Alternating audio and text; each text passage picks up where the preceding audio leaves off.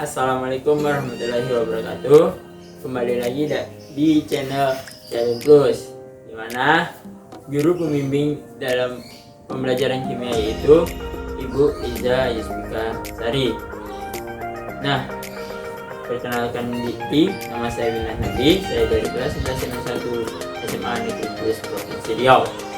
Nah, dalam video ini saya akan menjelaskan yang pertama yaitu tujuan dalam praktikum ini, dimana tujuan praktikum ini yaitu untuk mengetahui kelaratan garam yang terbentuk dari asam dan basa yang menggunakan indikator alami. Nah, apa sih indikator alami yang saya gunakan? Indikator alami yang saya gunakan yaitu ekstra buah naga.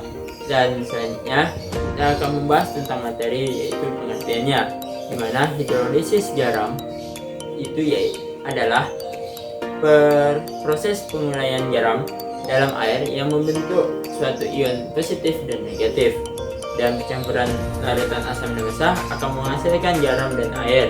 Namun demikian, garam dapat bisa dikatakan dengan larutan asam, basa, dan netral, dan sifat larutan garam pun dalam air ditentukan dari asam, basa, dan netral. Asam dan basa pembentukannya, yang dimana terdiri atas 4. Yang pertama yaitu jika suatu larutan tersebut dikatakan asam kuat dan basa kuat, maka larutan garamnya akan bersifat netral. Dan jika larutan tersebut terbentuk asam lemah dan basa kuat, maka larutan garamnya akan bersifat basa. Dan selanjutnya, jika larutan tersebut dikatakan asam kuat dan basa lemah, maka larutan garamnya akan bersifat asam. Dan jika larutan tersebut dikatakan asam lemah dan basa lemah, maka larutan garamnya akan bersifat tergantung pada Ka dan Kb-nya, dimana jika Ka sama dengan Kb, maka sifatnya akan netral, dan jika Ka lebih besar dari Kb, maka sifatnya akan asam, dimana pH-nya kurang dari 7. Dan jika Ka lebih kecil daripada Kb, maka dia dikatakan dengan basa, yang dimana pH-nya lebih dari 7. Dan secara teori, larutan garam basa saat diberi indikator alami maka akan berubah warnanya menjadi pekat. Dan jika garam basa tersebut garam asam diberikan indikator alami, maka larutan tersebut akan berubah warna sedikit gelap. Dan selanjutnya, jika larutan itu bersifat netral saat diberi indikator alami, maka tidak terjadi perubahan warna dalam larutan tersebut. Dan kuncinya yaitu hidrolisis akan terjadi apabila saat suatu atau kedua komponen penyusun itu dikatakan asam lemah atau basa lemah. Mungkin itu saja teori dan pembahasan materi yang saya dapat jelaskan. Selanjutnya kita akan langsung saja ke dalam video praktikumnya. Mari saksikan. Alat dan bahan yang digunakan yaitu 3 buah gelas, air cuka, ekstra buah naga, garam, soda kue, dan air.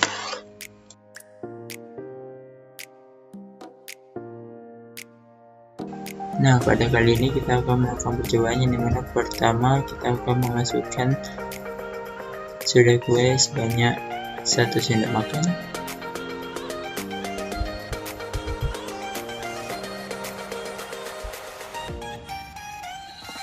Dan selanjutnya kita akan memasukkan garam sebanyak 1 sendok makan.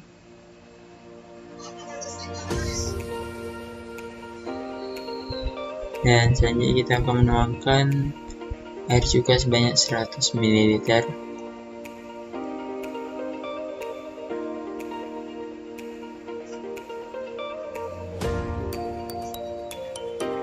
Setelah itu kita akan menuangkan air ke dalam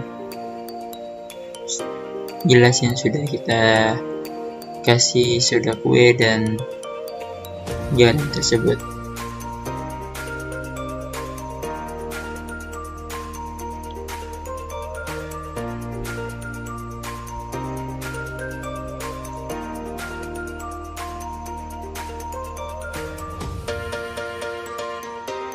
Setelah diberi dan sudah kita larutkan, maka selanjutnya kita akan memasukkan ekstra buah naga tersebut ke dalam masing-masing gelas sebanyak 2 atau 3 sendok makan.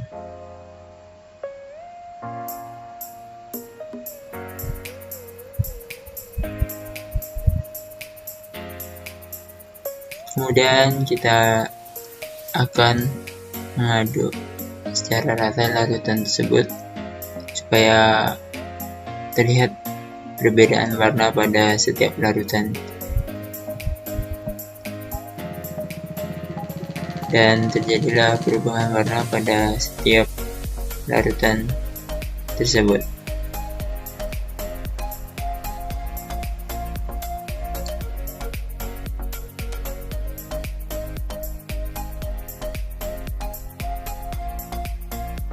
Nah, pada larutan pertama yaitu soda kue, warna yang terjadi yaitu lebih pekat daripada larutan yang lainnya.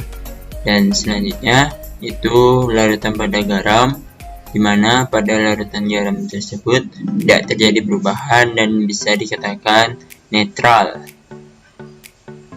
Dan selanjutnya yang terakhir yaitu larutan cuka, yang dimana perubahan warna yang terjadi yaitu lebih gelap daripada larutan yang lainnya.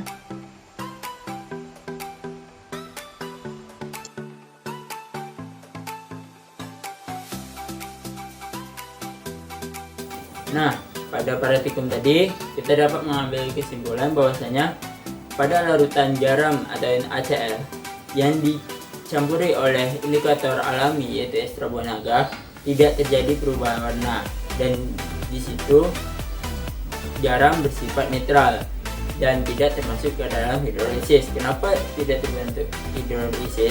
Karena ion Na+ dan Cl- tidak dapat hidrolisis dalam air karena cenderung terbentuk oleh ion.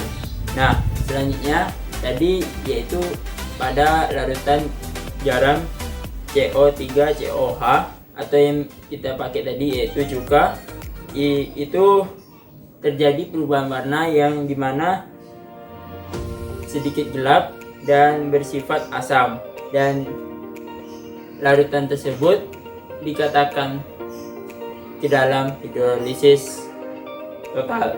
Dan pada larutan ketiga yang dimana tadi kita campuri oleh soda kue atau garam NaHCO3, yang dimana terjadi perubahan warna yang pekat atau sedikit gelap kali, maka bersifat basah, dan di situ larutan tersebut termasuk ke dalam hidrolisis sebagian.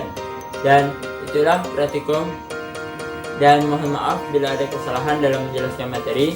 Wabillahi taufiq hidayah. Wassalamualaikum warahmatullahi wabarakatuh.